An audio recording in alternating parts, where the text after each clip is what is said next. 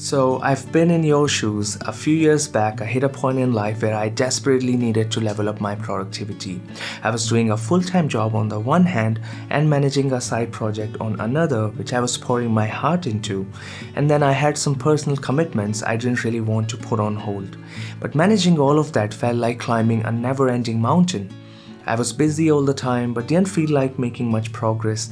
My days felt short, my nights were restless because I would go to bed feeling unaccomplished, and then I was telling my friends and family that I was busy and I would cancel the meetups and events because I truly was busy, but at the cost of my personal life or social life and my mental peace. All of this was making me frustrated and I was just losing motivation. But I didn't want to give up. I knew my goals were important and I had to find a way to boost my productivity. So I started looking for ways to improve it. I started reading books, I followed advices, I started making tweaks to my daily routine, or even started approaching the work in a different way. And I tried and tested various different ways. Some of them worked, some of them I failed at as well, and eventually I started figuring out what was working for me and what wasn't. And today I have a productivity system which really helps me stay very productive. I'm able to manage multiple projects, I still have time for my social life, and overall I'm very satisfied with my progress that I'm making. So today I'm going to share 5 steps that are simple yet very powerful in getting your productivity levels up, and they'll take your productivity from here to here, which is a really good starting point. And after that, you can definitely add on more steps to take it further up, which I'll talk about in another video. But if you are just getting started and looking to get more productive, these are really good steps to start with because they won't feel demotivating, and I've tried and tested them, so I'm sure that they'll work for you. So let's get started. The number 1 step is to tweak your to-do list. If you haven't been using to-do lists, they're really very useful because they allow you to plan your day, which is a good time management strategy that helps you manage your time better. And when you have all your important tasks noted down that you need to complete in order to make progress towards your goal, you also get reminded, and every time you check off a task it feels good and you know that you are making progress. So at the end of the day, when you have checked off all the tasks, it's good. So the idea is good, but what's wrong with the typical to-do list is it's not practical enough and therefore it doesn't feel encouraging. As a result of that, most people, when they start making to-do lists, they also stop it just after a few days. This happened to me as well. I was initially making the to-do list, but after a few days, I realized it wasn't really contributing in my productivity, and when I was seeing no benefit, I just stopped using it. But at the same time, I was learning about the different productivity techniques, so I thought maybe if I start applying those in the to-do list, that would help, and it actually started helping me. Today, the to-do list I use is really very useful. So the first thing I did is bring in the level of prioritization. The prioritization, when you have so many different tasks planned for the day, really helps you. And this is inspired by a technique called the Eisenhower matrix. I will talk about it more in detail because it's a very good topic. But what essentially it tells you is about prioritization and about the important and less important task, and also even unimportant tasks which you shouldn't really be focusing on much if you don't have enough time in the day. What happens is, in your day, there's only so many hours, and no matter how hard you try, you may sometimes not be able to complete all the tasks because you were just spending your time on the other task. But when you focus on the most important task first, which are going to make the most amount of progress towards your goal, you have made effective progress in the day, and then when you have the time left, you can focus on the other task. So what I do with my to-do list is I jot down the top 5 priority tasks which I need to complete first, and then I can move on to the next task. This also helps me in another way. So if I'm spending more time, I should be spending that time on the most important tasks because those are the ones that are going to matter the most. So this is how the prioritization helps. The second element is the time element. Now, you could be spending a lot of time on something, but then you may have less time for something else. So let's say you are spending an hour reading an email or just typing it because you really want it to be perfect, but then you realize that you now have less time for other things in the day and probably not be able to complete them. When you add the element of time next to each task, that okay, this task I'm going to spend just 1 hour on it, the other task I would spend about 2 hours on it. Now there's an important law which will help you understand this. It's called the Parkinson's law. It basically says that work expands to fill the time you allocate to complete a task. So let's say there's a work that you could do in 2 hours, but if you give yourself a week's time, you will actually complete it in a week. And I think we have personally felt that already ourselves, that if we have a project and the deadline is after 7 days, we would procrastinate, or we start having this perfectionist attitude towards it because we just keep on doing it, or we just start overthinking it. All of those are productivity killers. So when you allocate the time, you are telling yourself that this is the amount of time you should be spending maximum on this task. And it's kind of challenging a little bit, which makes it more fun as well. Okay, you are giving yourself this much time, and then you can start thinking about how you could actually complete this task in this much time. It also gives you some bit of realization how much time it actually takes you versus what you think you are going to spend on this. But it's a great way to also limit your time on things that are not very important. Like if you are responding to an email to a colleague, it doesn't need to be very perfect. Or maybe you could actually find a way to write that email faster because it's not really adding to your overall productivity. So this was another element that makes your to-do list much more effective. The third element is to give yourself a score. Scoring feels like a reward system. When you're scoring high, you're feeling much more rewarded and you feel encouraged, therefore, to do it the next day. And you want to have the same feeling the next day, so you would be encouraged to check off all the items in your to-do list the next day. Now, scoring here is going to be slightly different. In a typical to-do list, when you check off all the tasks, you would only feel like you have made progress. But here, the scoring is basically you just give yourself 1 point for each task you completed and you divide by all the tasks you had. So even if you are scoring 9 out of 10, you are still feeling like you have scored very well. And that's actually a really good progress if you are checking off 9 tasks of 10 that you had given yourself. So the one task you could then put for the next day, but the scoring will also challenge you to do better and better every day, and it really works as a very good rewarding system. Now, one advice I would give is don't feel bad when your score is low. You rather commit to yourself to score better the next day. And just to make it even more effective, just put a calendar on your wall, and on each date, just write the score that you had in your to-do list. Overall, all these elements will make your to-do list much more practical, much more rewarding, and therefore much more effective. I personally found it very much effective, and I'm quite sure that it will help you as well. Now, step number 2 is to plan deep work hours. Deep work is simply working in do not disturb mode. It's the time of zero interruptions or distractions, and you are focusing on one thing at a time and completely into it. So when you focus on one thing, you go deeper and deeper into it, and you reach a state of flow where the work feels more satisfying and you are able to think faster, which is helping you speed up.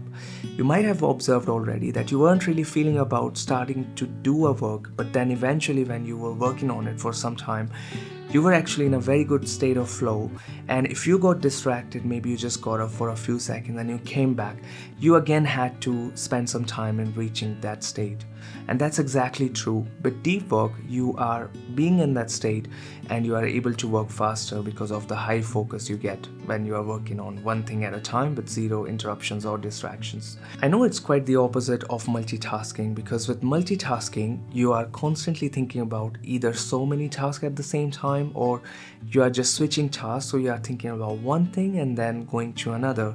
But this is more like a distraction. When you are jumping from one task to another, you are getting distracted from that task, and now you have to switch your thinking to another task, and then when you come back to it, it takes you time to regain focus. I'm sure you would have already felt it personally. When you are working on something for some time, you're in a state of flow, and when you come back to it, it takes you some time. Studies suggest that it may take you more than 20 minutes to regain focus after you have been distracted, or if you have just focused on something else for some time. And even when you are doing tasks simultaneously, your focus is getting divided. But deep working hours here, just like I explained, they really help in getting the work done quickly. And if you plan just about 3 to 4 hours for the deep work, you can actually benefit very well in terms of speeding up your work. So when you are in the deep work mode, you just maybe put your phone on DND or just silent all the different notifications or messages. And then if you're in the office, you could maybe take a meeting room or a corner where nobody comes to disturb you, because if there's a colleague who stops by and they start chatting, that's causing a distraction and you're not reaching that state of flow. You're not able to do that deep work. So meetings rooms are really very helpful. And if you're working from home like I do, just take a corner. If you have a room completely for that, just go into that room, tell everyone that you are going to be busy for 3-4 hours and you would not like to be disturbed unless there's something urgent. And you would be surprised to notice how much progress you make and the work doesn't feel as challenging. And even to this date, I do plan deep work hours and they really help me get the work done very quickly. Now the third step is even easier to follow and very, very effective. It comes with numerous benefits and helped me a lot in boosting my productivity. And it's quite classic. It's to wear a wristwatch all the time in your hand. And any watch would do as long as it comes with the features that I'm going to talk about that you're going to need in order to take advantage of those benefits. First and foremost, having a watch basically helps you keep track of your time. I know you could see the time on the smartphone, but then when you lift your smartphone every time, you see those notifications, you see those messages, so you could probably end up checking those and then jump to some social media feed and keep on scrolling before you realize that you have spent so much time on it. So it's better to have a watch because it then is a simple way to see the time, and then having a sports watch is just not distracting at all because it doesn't have those notifications and stuff. It's simple. So this way you could actually save yourself from distractions and very, very helpful during the deep work hours that you would be planning in the day. The second benefit is, and this is a feature you have to be looking for in your smartwatch or sports watch, is it gives you alert every hour that 1 hour is complete. My watch, it rings every hour is complete, and whatever I'm doing, if it is not contributing to my daily goal, I immediately get reminded of having to get back to work if I still have tasks to complete. Now the second feature you have to look for in a watch is multiple alarms, at least 3 alarms in the day. Let me explain you how it works. So I have 3 alarms set in the day. One is at about 11 a.m. and it basically tells me every time it rings in my hand, it basically tells me that 1/3 of my day is complete. Now depending on what hour of the day you wake up and what's your day timing is like, you could set your first alarm to basically remind you around the 1/3 of the day that you have passed 1/3 of the day, so it keeps you track of the time that's constantly running. And if I'm doing anything which is not contributing to my daily goals, I get reminded that I need to get back to work and there's still some work that I need to complete which are pending, and obviously it's the 1/3 of the day, so you would still have some tasks pending. Having multiple alarms in your sports watch or smartwatch are really going to help you keep track of your time and stay more productive. The next feature you have to look for, which I think any watch would already come equipped with, is a stopwatch or a timer. Let me talk about both of them. First, stopwatch. So remember I was telling about the time element in the to-do list. Basically you set a fixed time you're going to spend, or the cutoff time you're going to spend on a task based on its priority and based on the availability you have in the day. A sports watch is a great way to keep track of it. So every time you are starting to work on a task, you already have how much time you are allocated to it, you just simply start your stopwatch. And it works at a mental level as well. When you hit start on the stopwatch, it kind of fires you up to complete that task in that duration of time. And what's even interesting is you could make it more and more challenging, just like athletes train every day. They reduce the time they must spend on running or whatever exercise they are doing. And just like that, you could challenge yourself to maybe give less time and start a stopwatch, and then you just try to complete it in less time. And when you will hit the stop button on that and you would still have some time left, you would feel so happy about it. This works at a mental level and it's very, very good at getting things work faster. I can't tell you how much important it is. The next one is timer. It's something you could use when you are doing things which are not contributing to your daily goals. Like when you sat down watching a TV, you simply switch on the timer, and then when you are done with that, most chances are you would just forget once you have started the timer. So just keep on going with whatever you are doing which is not contributing to your goal. And then when you come back and you stop the timer, you will realize how much time you're spending on that task. Sometimes we could be doing in the day a lot of things which are not really contributing to our work, but we are just spending so much time on that. And when we actually take a look at it, we become aware of it, and that realization helps us become more productive. And likewise, you could use a timer or a stopwatch to actually give yourself some time to be distracted, and then you have to say to yourself that after this time I'm going to come back. So let's say you really feel the urge to check your messages or to play a game or to watch TV for some time or just to scroll through social media. You could give yourself maybe 20 minutes or 30 minutes. Okay, this is the time you're going to spend on it, and as soon as the stopwatch rings, you have to stop doing that. This will be very, very beneficial in cutting down the time you spend on distractions in the day, and this will make you even more aware of where you are wasting your time in the day and how you could better utilize it. So just one tip I would like to give here is choose a sports watch which is very, very light, so you don't really even feel like you're wearing it. Now the next step is to make use of technology. Now no matter how fast you try to be, there's only so much you could do in the day, because there's a limit to how much fast you could be on a certain thing. Like if you're typing an email, or if you're typing, like you could be typing 60 words per minute, 100 words per minute, but maybe not more than that. It's going to take you time. It takes years of practice. Even if you make it, let's say 200 words per minute, which is quite unrealistic, even if you do so, you can't go beyond that. But if you want to increase your productivity by 5 times, 10 times, and you want to be able to achieve more in less time, you're going to have to make use of technology, because now in today's time we have so many tools available to us that can help us be really more productive and do much more in less amount of time. Like if I could talk about one tool, I'll make a separate video on the various different tools, because I know this will get very, very long, but there are certain tools I could talk about right now. Like for example, if you write an email, you could make use of tools like AI tools like ChatGPT, where you could simply tell the context and it will craft a very nice email which I just need to tweak only slightly. The email is already very perfect, no grammatical errors, it's got that flow, that structure, it's really very good. I just have to copy paste, make some little tweaks if only needed, and then just hit send. So I use it a lot, but then I use GPT for other things as well, like helping myself with some ideas, helping myself with writing maybe a copy of something.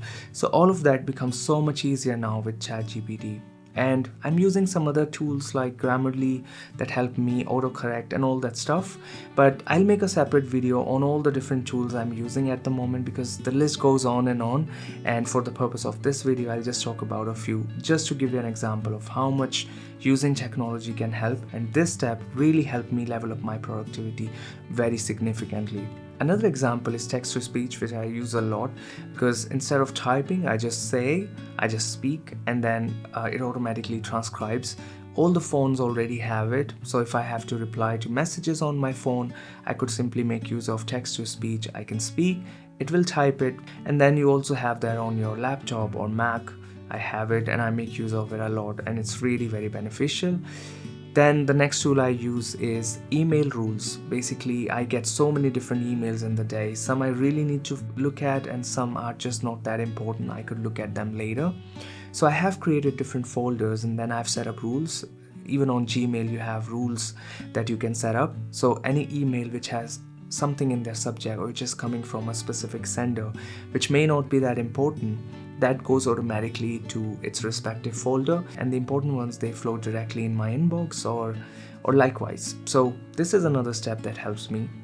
Then I was working on Excel a lot, and in Excel I made use of shortcuts which helped me save a lot of time, and even the macros or the automation that's available in that.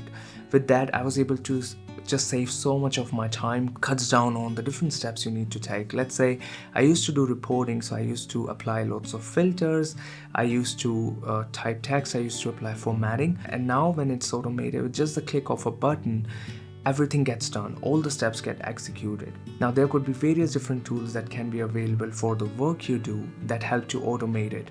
Even like, for example, if I edit a video, we have tools that immediately remove some filler words, unwanted pauses, and all that stuff. So make use of those tools. They'll help you save a ton of time, and they are really good productivity boosters. And again, a simple step to do, because you just have to find the tool and then that's it. But I'll make a separate video on it, and I'll put the link over here just so you can check it out, where I'll tell you about the different tools that are available that can help you speed up. Now the fifth and the final step is actually the easiest one, which is to take some rest. Now when we are chasing productivity, we are not taking any rest, right? It's a common perception that if you are taking rest, you are not being productive. But rest is actually very helpful in order to recharge your mind to be able to process or function very well. Just like the machines, if they're constantly on the run and you are not giving them time to cool off, they just start lagging, like your phones or laptop. And then if you keep using them for long hours, they discharge and you need to recharge them. Our brain works in the similar way. If we are not giving it time to relax and recharge, it starts to get slow.